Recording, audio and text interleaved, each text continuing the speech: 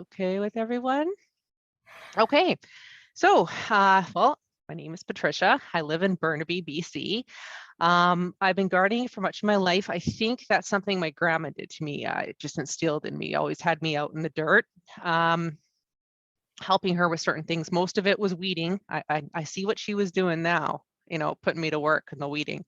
But gardening has become much more of a focus for me since 2009. Um, I should clarify that by gardening, I mean growing vegetables. I don't really mess with flowers and the shrubs and do all that. I do have some perennials in the back that pop up each year, and I allow them to live because they're not in my vegetable area. They're not in the space I want to use, and they're little to no effort on my part. So let them be. They do look great. There's some hydrangeas, there's some peonies, there's some lucifers. Um, it was it's stuff that just comes up on its own. So that stuff's there, but I would never go out and intentionally plant a flower. I think that having a vegetable garden is so much rewarding because you can actually eat it and taste it, and they taste so much more different than store-bought stuff, especially the tomato. I just don't know what is wrong with store-bought tomatoes. They're just pumped with so many steroids and water, and they're perfectly round, where if you ever grow a tomato on your own, it doesn't look round at all. So there's something funky going on in the greenhouses. So yeah, I typically grow cucumbers, squash, beans, hot peppers, lettuces, and tomatoes. I don't bother messing with broccoli or any of that. Never had much success. I think peppers are a waste of time too because of my soil. The tomato plants, I usually do about 30. It's a mixture of me raising them from seeds and going and getting store-bought seedlings. Um, no matter how many plants that I grow from seed on my own, I seem to come home with seedlings. I just can't go past them in the store without them coming home with me. I'm sure there's worse things I could be collecting. So, I what I allot for in the space is never what I actually have. I always have too much and things end up in pots, and it's a bit much. But yeah, so today I'm going to show you how to easily raise a tomato plant from seed. At the end of the presentation, you should be fairly confident and have a clear idea of what is required to do so. If there's any questions after, you can always email me too. So I found some terrible tomato jokes on the internet at jokesforus.com, and I thought I would pepper the presentation throughout with them. Just like Sue was saying last night, put some play in your learning. If you don't like them, I don't know, maybe your kids will. So the first one's, how do you fix a broken tomato? Does anybody know? Tomato paste. Told you they're bad. Okay, so I want to grow a tomato plant from scratch. Now what? You have two choices. You can buy the seed packets, right? Or you can scoop the seeds out of a tomato you want to eat. Now, the latter has a bit of an issue. If you're going to scoop seeds out of a tomato that is store-bought, you're likely going to struggle with germination and yield issues. This is mainly because seeds are damaged during the refrigeration process that the tomato experiences during shipping. The seeds will grow and they'll produce, but they're just not very good.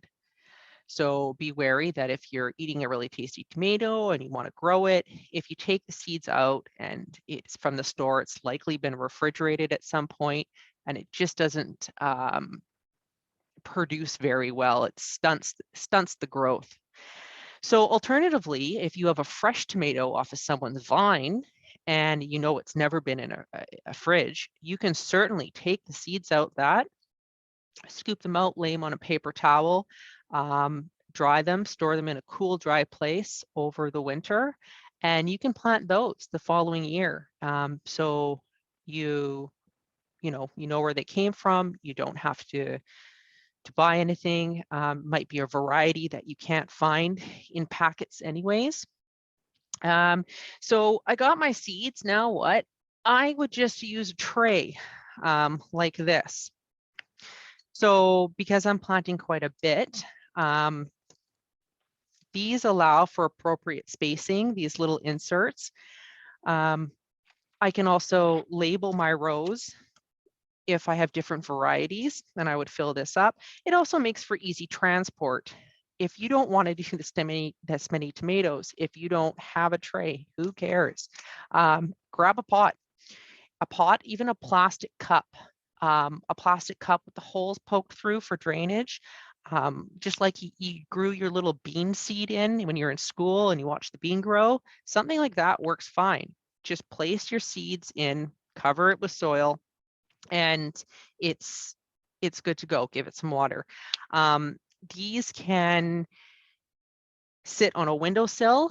Ideally, they would be under some light. It doesn't have to be a fancy heat lamp or anything like that. And we'll talk a little bit more about lights, but just a windowsill, it will do. There are some problems with it, but it'll do, or under a light. So if you haven't started yet and you really want to get going, there's a way to speed up the germination process, and it's saran wrap. So by taking some saran wrap and placing it over top, not securing it with a elastic band or anything like that, or if you have a tray, just laying it over top like this, it creates a greenhouse effect. So it holds the moisture and the heat in, and that greenhouse effect will probably germinate those seeds, and you'll see sprouts within 5 to 7 days, depending on how deep you seeded them, and just under the light or in a windowsill. I personally use a shop light. That's just 2 fluorescent bulbs, and tacked it onto some plywood, and I'll take you over there and show you in a second, but it's super simple, and just an inch underneath your light source. It can be a desk light that just hangs over, and as they grow, you keep raising it so it stays an inch under your light source. Or if your lights are up top, you would just stack it on things, and as they grow, bring them down. 15 hours a day, ideally, for lights. So turn them on when you wake up, turn them off when you go to bed. I find that's approximately 15 hours for me. If it's less, it's not a great deal. That's just the rule of thumb. If you forget to turn them off, not a problem too. It's a guideline. So there's another tomato joke. Why did the tomato go out with a prune? Because he couldn't find a date. Told you, these are bad. These are dad jokes to the max.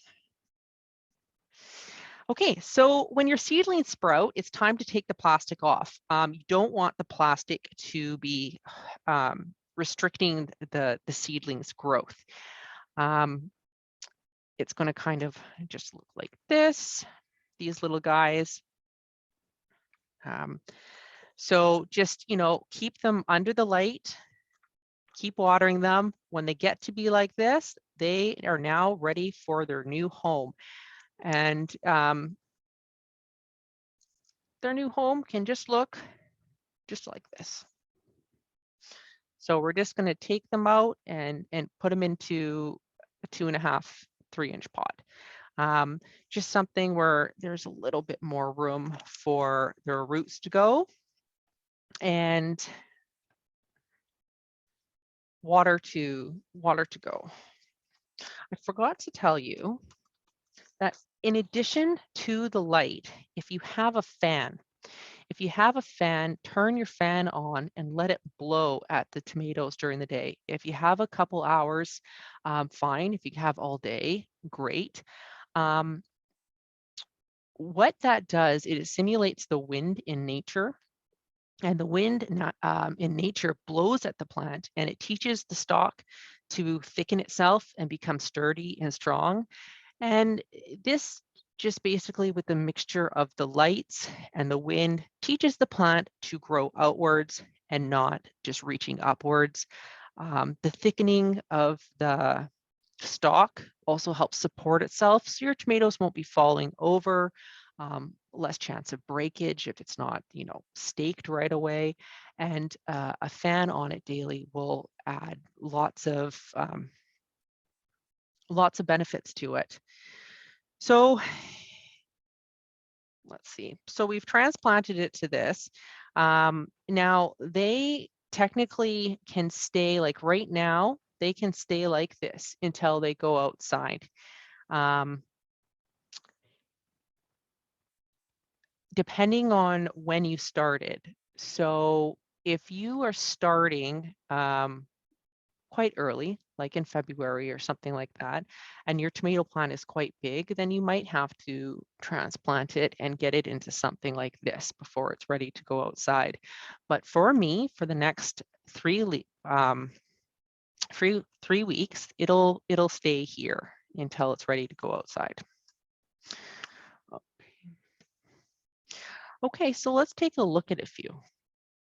And if you guys ever have questions or anything like that, sorry, I should have said at the beginning, just unmute and hop on and ask away. Okay, so this guy. Sorry, Patricia, I do actually have a question. Oh yeah. The one, if you're using like the little pot, if you're not using a tray and you're using the smaller pot to put your seeds in, do you still need to transplant it because it's kind of the same size pot that you were showing? Exactly. So you'll know. So this guy is way too big for this little pot. That's not going to hold all the water he needs, and that's not going to hold, its roots are going to be root bound. But this guy is perfect. So although he grew up in something like this, can you imagine if this one was in this one, it would just look the same. It actually, it just skipped out this step. Because of the amount that I do needed to put them in a smaller tray. So no, you don't, the only time you would need to transplant them is because they were just simply too big. So that if you planted one seedling in this, just one, it could stay in there for the entire duration. It's just, I can't have 30 of these on my windowsill, right? So just wanted to show you the difference. This guy didn't have light. He didn't have an artificial light, and he didn't have any wind. So he grew up to be tall, really skinny, and he's climbing up, reaching for that sun, going, please, it's trying to reach at the windowsill and really reach up to that sky, find that heat and find that sun. This one is a product of being under light and constant fan, so wind. As you can see, this had the opportunity to grow outwards and not upwards. It is quite, it's not much older either. It's a slight bit older, but still quite a big difference. It quite a big stalk here. It actually is holding itself up, where when he's already leaning, right? So that's just a little bit of the difference that wind and artificial light will make. Again, he's gonna have tomatoes. He might be a 5-foot or 6-foot tomato plant though, because of all the reaching, and you'll have to do a lot of staking and tying up, and I don't know if you'll have the infrastructure to do it. Many times that I have tomatoes like this, they climb right out of their cages. So I'll actually have to take a second cage, turn it upside down, connect it, and then have a second cage on top of the first cage for ones that didn't have the opportunity to grow out. So this guy is too big for his pot. So I thought I'd just show you how to transplant them. You would just so I think the next step up for this would be fine. I mean, I've got big pots, but you just but if we're going to ultimately put him in the ground in about 3 weeks, then there's no sense in putting in a huge pot. So just grab next size up, and I'll show you what root bound looks like. You shouldn't be able to do this with a plant, with a tomato plant. As you can see, the roots have taken the shape of the canister. And that's a good indication that that guy's getting root bound. So I didn't move it in time because I wanted to have it for this presentation, but I knew he was suffering. So we'll just kind of put some dirt in, kind of create a little crater, and if you can, open it up. So open up the plant, and then that encourages the roots to grow out rather than continuously going round and round, kind of breaks it free of that mold. And you would just place it right in the middle. Put some soil on top, give it some water, and it would go back to the lights, or it would go back to the windowsill. So why did the tomato blush? Because he saw the salad dressing. Oh, these are great. Okay, so we're going to take a trip over to the window to kind of see everything and put it together. The only reason I didn't have the presentation over there was because the lights, the shine behind, you can't see anything. So I'll show you here. I'll just move you over.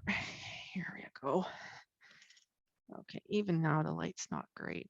So this is a windowsill, and I've put a ledge on it. So I've built a, I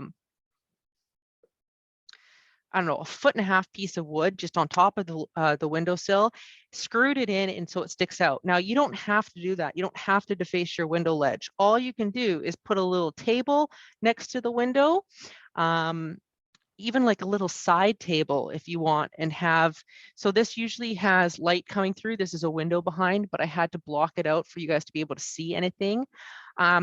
So natural window light on one side and your little desk lamp table on top, or my 2 fluorescent lights right here.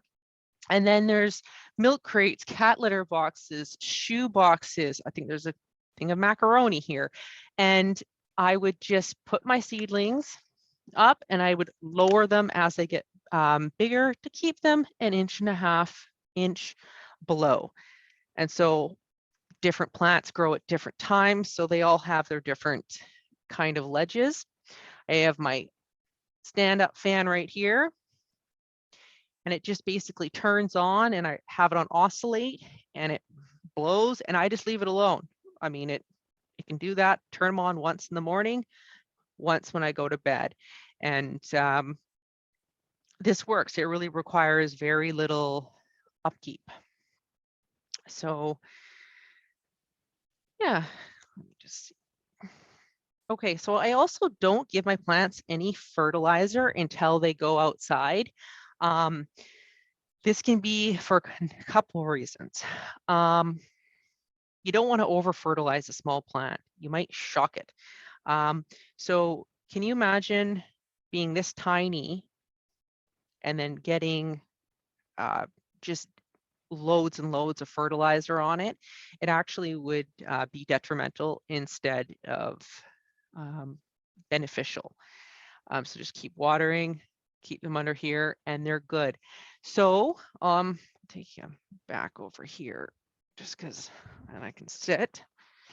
So when is a good time to go outside? I've been talking about May long, and that's because, sorry, a few weeks, which is May lawn. May lawn is the rule of thumb in Vancouver, the lower mainland, sorry, not Vancouver. I would worry less about the date though than the temperature. So you want to move them outside when the nightly temperatures hover around 9 or 10 degrees. So take a look at your weather app, and if you've got a bunch of 6s and 7s, it's just not time yet. if you're starting to see the lows are only going down to about 9, sometimes 10, 9, sometimes 10, maybe pepper an 8 in there. I know you're excited, but not much more than that. Then you know that it's time to do the tomato parade. Okay, what is the tomato parade? Well, they've been sitting inside, and likely your house is not 9 degrees. Likely your house is not 10 degrees. If they're under light, that even provides a bit more heat. Even if it's not a heat lamp, it provides some sort of heat. You don't want to shock them by taking them outside and putting them right into the ground and leaving them. So tomatoes that have been raised inside, they have to kind of be paraded out for a couple days. So when you notice that the weather's kind of good, it's called hardening off, and you would take them out, put them on your patio, put them on your front porch, put them on your balcony or whatnot. Sorry, that pop up. And leave them out there for a few hours in the day, 8 hours in the day, 10 hours a day, but bring them inside. And then the next day or in a couple days, do that again. So before they spend the night outside, they ideally should be taken out in their pots, placed outside so they experience a day's worth of natural weather, bring them back in at night. Do that at least twice. After that, leave them outside in their pots for a couple nights, and then they'll kind of, they'll get used to it. And then they're ready to go into the ground. So you just wanted to avoid that initial shock about putting them into the ground right from being inside. So when you put them into the ground, it really depends on your soil. If you are brand new to this and you've just bought new new gardening containers, and you've just spent a bunch of money and you've put new soil in them, chances are you don't need any compost or organic matter. You've probably got some pretty good soil. If you're like me and the soil is older, it's lacking nutrients because each year the plants rob from the soil, you probably need some compost or organic matter. So I have a compost, and I'll throw some of that in dirt. Tomatoes love calcium. So my eggshells, I save up my eggshells and I just crumble them up in my hand and throw them in the hole where I'm planting my tomato. Giving this part eggshell and compost doesn't really do much. You want it to where the plant sucks, which is the root base. So at the bottom of your hole, when you're placing your tomato, is where you want to put the compost or the eggshells or your organic matter. So the bottom would be best. If there was a snap of good weather and you guys got too excited and you rushed your tomato plants outside, there are ways around saving them so they won't visually die. You'll look at them and you'll be like, oh man, okay, they're still alive. But they probably have shock, and shock will it'll stunt them. So they just won't have all the fruit that you would normally have. There are ways to save them. So you can cut the bottom of a milk container out and take off the lid so it has airflow, and you've got yourself a little greenhouse here. Okay. Costco has cheese containers that are similar, and you can kind of just slice a little portion off for the airflow, and even that is a great little greenhouse. So if you do have plants outside already, or if you want to experiment, again, it's all about experimentation. If you want to experiment with putting them out, like you have time this weekend, you don't have time in 3 weeks, and you want to try to get them out. These are simple, free ways of things kicking around the house that will actually emulate a greenhouse and ward off any inclement weather. Okay, so how do you get rid of unproductive tomatoes? You can them. That's the last one. I'm sorry, guys, last one. Okay, so they're in the ground now. It's best to water in the morning so that they have the hydration that they need throughout the day.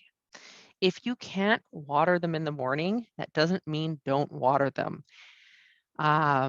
Water them at night, but ideally you want to water them in the morning. You want to water the soil, not the foliage. So there's a few reasons for this.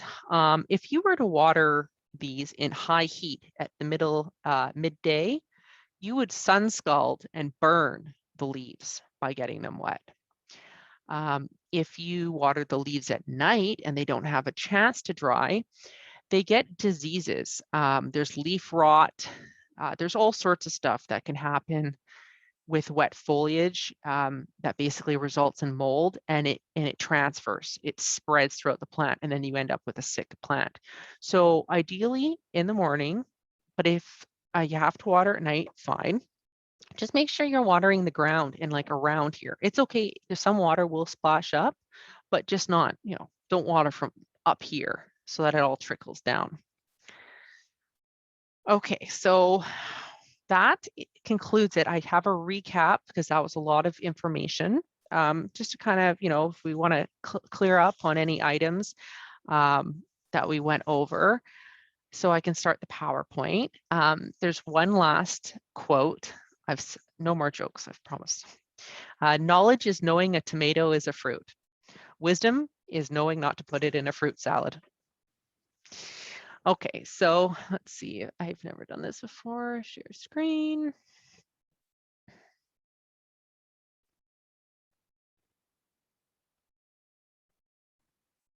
Okay, so the recap. So I really, encourage you to speak up if you have a question about any phase, but just to kind of go over every single stage again. So get your seeds. You can buy your seeds from the store. There's seed swaps. There's groups on Facebook where you can, hey, I got 50 tomato seeds. I only want plant 2 this year. Do you have any? And kind of just swap them around. There's seed swaps in your local community garden. And you just kind of look on the internet because they're everywhere. Last year's tomato that has not been refrigerated is a good source of seed. So there are a few ways that you can obtain your seed. So growing our seedlings an inch under the light source for 15 hours a day is preferred. Make sure you water and repot as they grow if needed. Remember, if you've planted it in the already big pot, there is no need to repot it if the roots have room to grow. And turn a fan on them if possible. By keeping the fan on them, remember the difference of the hardy, thick stem compared to the gangly, skinny one. Moving them outdoors. Nightly temperatures, no lower than 9 or 10 degrees. Ideally, you do want a spot with the afternoon sun. Afternoon sun is the hottest. It'll make sure that your tomato obtains a great ripe red. And compost, eggshells, or other organic matter into the soil when it's ready to go in. Other than that, it's just maintaining your plants. Water the soil in the morning, it's best. If you do necessarily fertilize every 2 weeks, it's such a personal decision on whether to fertilize or not. Again, if you had good soil and you just purchased it and just purchased it, I mean, within the past 5 years, you likely don't need any fertilizer. It's quite a big debate, but Miracle-Gro, some people think is toxic. Think about you're growing a natural or, you know, a natural living thing, and you're putting Miracle-Gro. Miracle-Gro often comes in fluorescent pink and bright blue. Doesn't seem very natural. It seems like there is a lot of food coloring dyes and some maybe unwanted material in there. So you might want to lean to, there's like fish fertilizer and some more natural things. But I mean, this is all, it's all up to you guys, really. I mean, this is what you want on your tomato. And just remember to add supports and trim dead growth.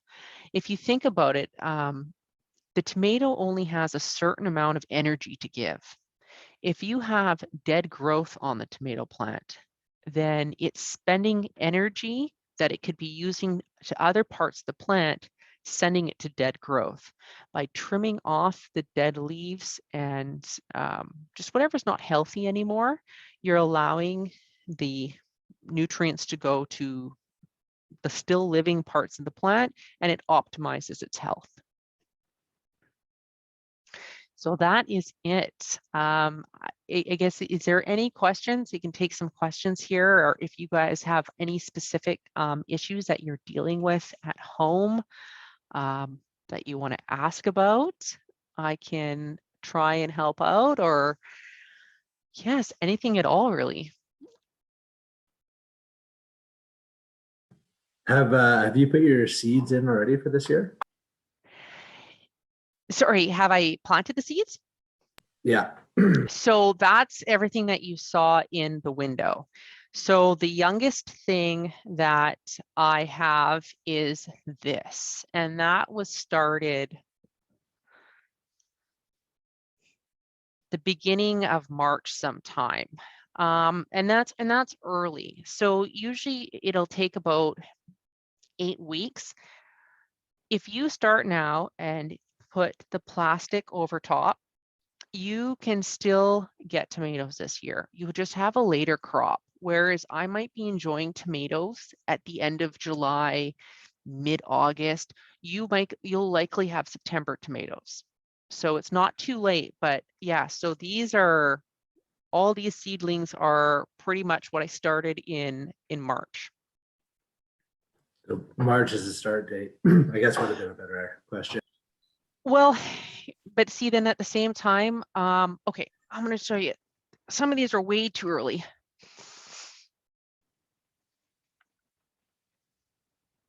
So these are March, okay? I don't know if you can tell, this is almost 2 feet tall. I've already got tomatoes on my cherry tomato ones. So this you don't need to have this right now. This is a gamble. If I get screwed and there is nowhere to put these, like if we have a terrible May, I risk not having any room. So, so maybe these weren't March. These must have been, sorry, I should have labeled them. I usually do, and I got lazy this year. So if they're also different types of tomatoes. So early March, you can get big ones that go like that. And I think then this actually must have been late March or early April. So that's the difference. And yes, that's a huge difference between just 4 weeks, but there are also different types you have to remember. So these are determinate tomatoes. Determinate tomatoes are technically, are generally smaller. Determinants simply mean that their fruit is determined. They'll bear all their fruit at once. What you get is what you pick. That plant will produce no more. And so they are generally smaller. So it also has to do with the size here, also has to do with the type of tomato it is. An indeterminate tomato will grow until the sun runs out. It'll grow until the cold comes, and it'll have some tomatoes and more tomatoes and more tomatoes and more tomatoes. It's gradual tomatoes all throughout the year that you, the growing season that you get to pick. Whereas a determinate tomatoes, all its fruit all at once. Once you pick them, it's dead. So yeah, I would say mid-March. And honestly, I would say mid-March is ideal. And if you wanted to do them now, you technically could by speeding up the germination process with the plastic and just expect September tomatoes.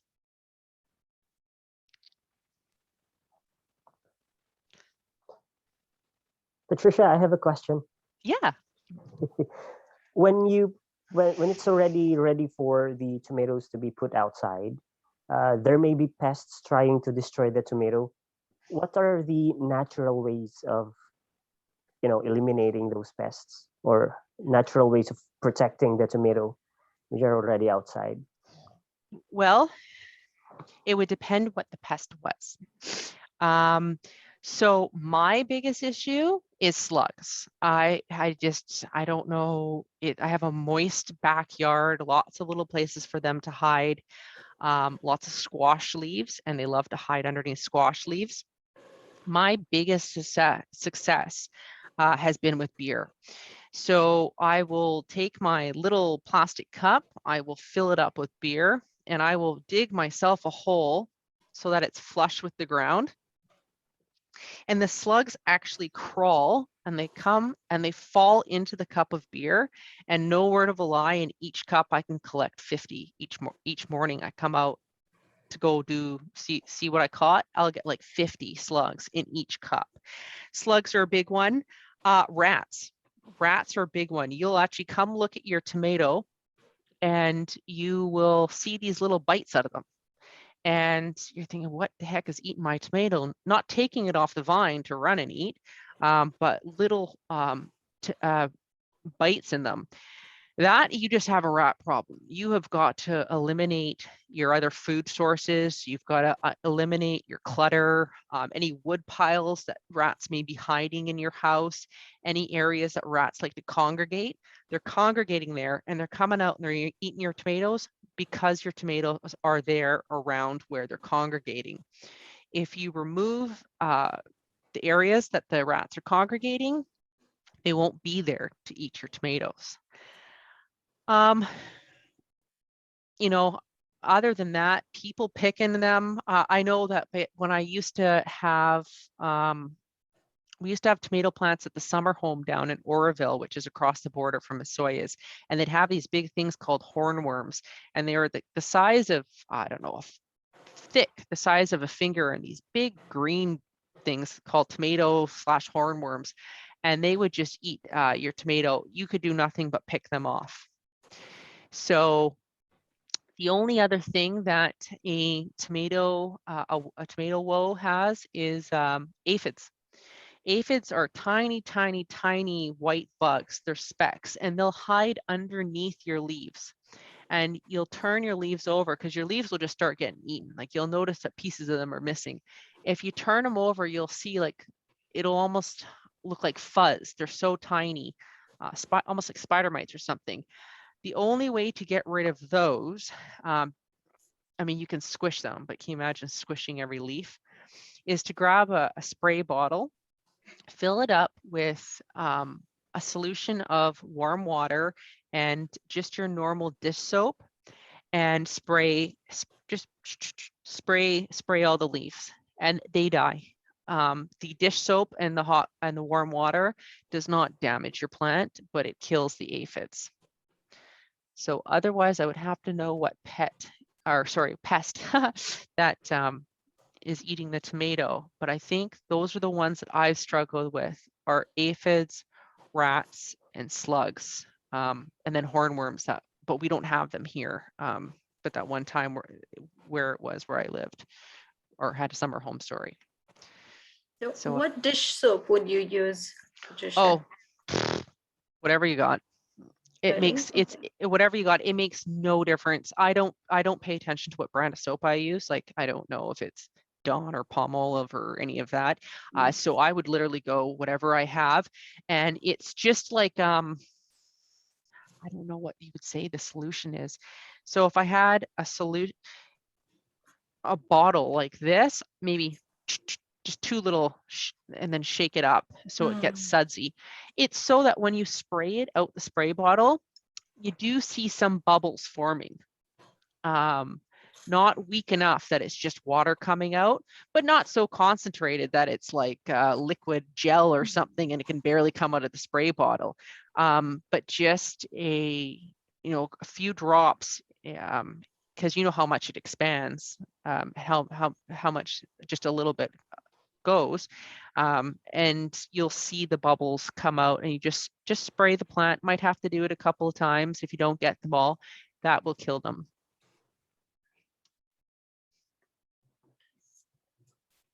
And then, Patricia, I have a question. At what is it very common, or is it necessary to start adding, once you've got your tomatoes in the ground, to start adding supports or kind of cages or things like that? Yeah, well, you'll see pretty quick. So I had my winner last year. My winner, this was a big guy. This was going to be like 8 feet tall. I put it out and I didn't get around to staking it in time. And it's like this guy here. It's close. Do you see how he's doing the lean? Mm-hmm. Okay. So I didn't get out to staking him and it snapped right here. Okay. When that tomato plant snaps, it never grows up again. Like, it doesn't continue to grow. That tomato plant is dead. All your hard work is done. So my prodigy that year was a waste of time, because I didn't go out and stake it and hold it up, it snapped and it was no more. Another reason you don't want them just to fall over on the ground is that you don't want these leaves hanging in the dirt. So when these leaves hang in the dirt and get moist, leaf rot and moisture climbs up them and makes your plant soggy. You really kind of want to keep a tomato plant as dry as possible. So I would recommend staking them whenever you can, like when's necessary. Like, this guy does not require staking yet. Okay. This one, we're here with it. it is requiring staking. And so let's see. This little chopstick, this is just like a little chopstick. You can put a chopstick in here. You can tie it with some dental floss. I mean, this is a little small, but you get the idea. Like, you can tie it with some dental floss and just hold it up right in there. And that will support it. If you don't have a tomato cage. Another good thing is pieces of wood. When I first moved out here and I was a student, I had no money, I broke off sticks. So big sticks from the back, a lawn branch that you would come off a tree, turn it sideways, stick it in, and then some sort of rope or something to hold it up and support it if you can't find a tomato cage. Anything to kind of sit beside it and just support it during its growth will prevent any upsets from it falling over. Big windstorm, gust of wind, things that you weren't expecting, over it goes and snaps off, and that's all your hard work, right? So I would stake it as soon as it kind of looks like it, as soon as it starts to kind of, it's doing this lean, because that's risky. These guys, clearly we're not at a staking stage yet, but.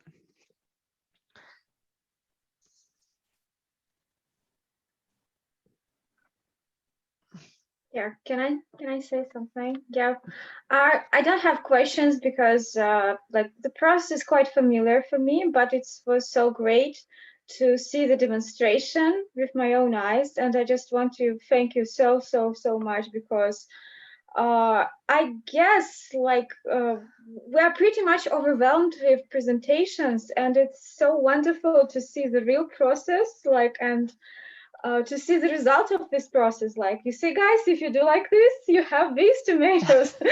And this is so, it inspires. Yes, because we see the results and it is so real, you can see it. So thank you very much that you used real objects. It was so interesting, and I feel so much involved in this, and so this was a great idea, and your instructions was so clear, and so informative at the same time. And the presentation in the end, like when you repeated all the key points, I felt like the information went straight to my head after this. So this was a wonderful combination of visual material and presentation, and it all was online. This is incredible. So this is a wonderful lesson. Thank you very much. Thank you. Oh, Yeah, great. yeah, Thank you. yeah. I definitely agree with Alexandra. This was really a hands-on online learning. that's how Yes. that's the Yes. feel of it, Yes. right? I get to see the tomato, I get to see the soil, I get to see you in action, I get to see all the tomato parade and all those things on your window. That was really a hands-on experience for me.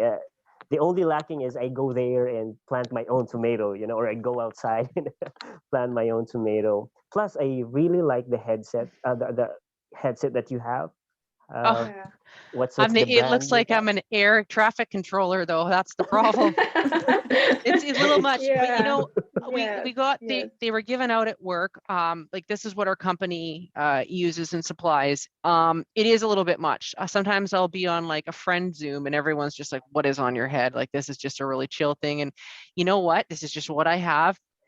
Great at noise cancellation, blocking, and then also my voice is right here. And with it being wireless, I'm able to move around rather than, the iPhone headset or whatever. So even though I do look like an air traffic controller, I'll take it. No, you don't. But No, the audio is very no. clear, and I think No. it's very convenient for you. So yeah, Yeah, no, it's just called Jabra, Jabra. Yeah. okay. I'll look Yes, that and up. do I understand it right that all these vegetables things, it's not your profession, it's like a hobby? What you do? Yes, just a hobby. My profession is property management. So I didn't want to sit Super. here and basically tell you how to do an AR report and collect on from 133 delinquent tenants. That didn't sound like it would be very fun. So I figured with the time of year it was, and knowing that I had all these tomatoes out here, that would be that would be a good topic, because I don't really have a teachable profession, or not one that you would want to sign up for. That was a perfect choice, Patricia.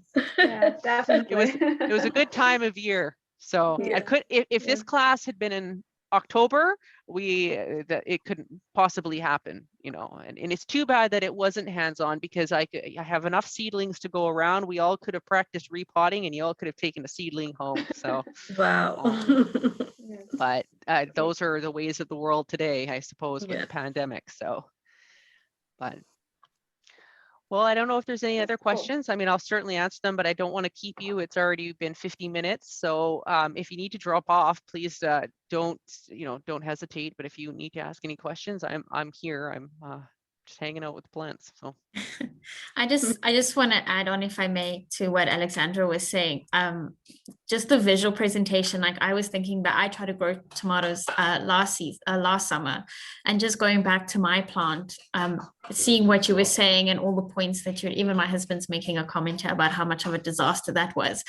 But just seeing all your comments and seeing the actual presentation about like the plant snapping, and I'm like, okay, this makes sense. Now I know why that happened, and now I know how to prevent this. So it was really awesome. The hands-on thing, I must just emphasize, it really was a good idea. thank you. Yeah, and there was a lot of. Sorry. Oh, sorry. I agree with Natasha. I was trying to grow tomatoes last year, and they're like, oh, that's what was wrong. Like I put not enough weeds there because I was trying to protect them from wind, and they were like long and skinny, and it did not really work well. But now I know a lot of weeds. You guys, think about nature. Would you do this in nature? There's always going to be, sun and, water. Think about, I don't know, somebody on this tomato planting group, I said, do I need to keep my tomatoes in a dark room for 2 weeks so they germinate? And we're like, does that happen in nature? So I don't know. There's a lot of myths out there. There's a lot of weird stuff out there. Just try to dumb it down and make it simple. Would it have those types of things in nature? And yeah. I didn't know the thing about watering foliage. I would, Mhm. yeah, you mentioned that, you water it by the soil, right? So that was a new Right. thing. Yeah, I Yeah. was doing that some 2 years ago when I tried growing tomatoes. Yeah. Just They watering it. I thought that makes the leaves all fresh and no, a tomato only takes in its moisture through its roots. So you can water that leaf all it wants. If it's looking dry and dead, it's not coming back to life that way. Mhm. So an actual, like, how if you ever get wet when you go swimming and you come out and the sun seems to feel a little bit more hotter once you're wet, you're actually burning The leaves. the Mhm. leaves. So yeah, just try to water the base of the plant and the soil as much as possible. You know if that applies to other plants and vegetables as well that you're gardening or that Oh, you try to grow? absolutely. For instance, squash should never have their leaves wet. I mean, maybe splashed up a little bit, but okay, if you're ever growing squash and you want to know why your squash leaves are turning white and they look like they've got a moldy dust on them, it's because they are getting wet and they're not drying. Pretty much everything should be watered at the base. Yeah, cucumbers, they don't want the fruit touched. Spaghetti squash, all the types, like the bulbs and stuff. Why would pretty much everything just needs to be watered at the base. I can't think of anything where that would. I've got some fruit trees too. I can't really think of anything that would benefit from having the foliage watered. So how does that work when it rains, especially in the lower mainland? How would that work if it's just raining all the time, or if it rains and then it just stops in the middle of the day and you're going to get all the water still on the leaves? What would you do to prevent that? Well, you can't. So I don't know if you grew anything last year because you said you were just kind of getting things together, right? Right. Do you remember June last year was like a tsunami and it just was so wet in June? I don't know if you remember, but June was terrible last year. There was so much water in June that all the tomatoes were stunted, all the fruits and vegetables were stunted, and things just look poorly and sickly and everything was drab. Usually Mother Nature has a way of evening it out, where yes, there's water and yes, um, it's bad for it, but it has a way of putting sun and drying that out, counteracting it. But there are years like when farmers lose their entire crops because of bad weather happens and there's nothing you can do. I mean, unless you're actually going to go out there with a blow dryer, there's nothing you can do. You just had a bad year. But generally speaking, Mother Nature will just even it out. There'll be rain, it'll dry out. There'll be rain that'll dry out. You just shouldn't contribute to it by watering the foliage. Okay. But by all means, Mother Nature has its bad years too, and wipes out complete crops. Like last year was terrible because of all that rain in June and not enough dry. So you can't really do anything. If you felt extremely energetic, you could cover the area with plastic, kind of like plastic tents, like if we were having tons and tons of rain. But even then, that's a lot of work. Just let Mother Nature run its course, and you're going to have some bad years. But really, I'll have one like once every 4. It happens, it happens. There's nothing you can do. So. And then at the end of the year, what do you do with them? Like, will they grow again next year, or do you just rip them out, plant new ones? No, so some people think that they come back. No. And they'll say, no, my tomato came back. No, so a tomato fell off your plant, fell into the dirt, and the seeds that were in that tomato happened to come up next year. That tomato didn't come back. Its baby seeds did. Otherwise, tomatoes are a one-time use. You would rip it out of the ground, shake off any excess soil, and put it directly into your yard bin. If you have any fruit that is still green and your season's done, it's like the beginning of October, it's getting cold, these aren't going to turn red. You simply just pluck them off, bring them in the house, put them on some newspaper somewhere cool and dark So I have a downstairs basement that has a cement floor. If you're in an apartment building, perhaps you've got like a pantry room or something that's just, you shut the door and it's kind of off the side, cool. Just place the green tomatoes on top of a piece of newspaper in that cool, dark area and check back in a week. They ripen on their own and they're just as good. Okay. Perfect. And then when would you root them out of the ground at the end of the season, like October? Oh, you'll know. So one, your tomato plant has stopped producing. This little guy has given you everything it's got, and you don't see any more tomatoes on it. It's been like 2 weeks. No new buds. Nothing's coming. That tomato's done. Rip it out. Otherwise, it's getting cold. Like the first week of October, that's pushing it. You know what I mean? It's really getting cold. You're not having any sun. It's time to bring those tomatoes in and get that plant out. Again, with the 9 to 10 degrees, all of a sudden you're getting down to your 6 and your 7s and then your 5s. That tomato plant shouldn't be outside anymore. Save that fruit, bring it inside, try to salvage it by getting it ripe in your cool, dark area. Tomato plant's done. Okay, perfect. Thank you so much. Yeah. No worries. Okay, does anybody have any more questions?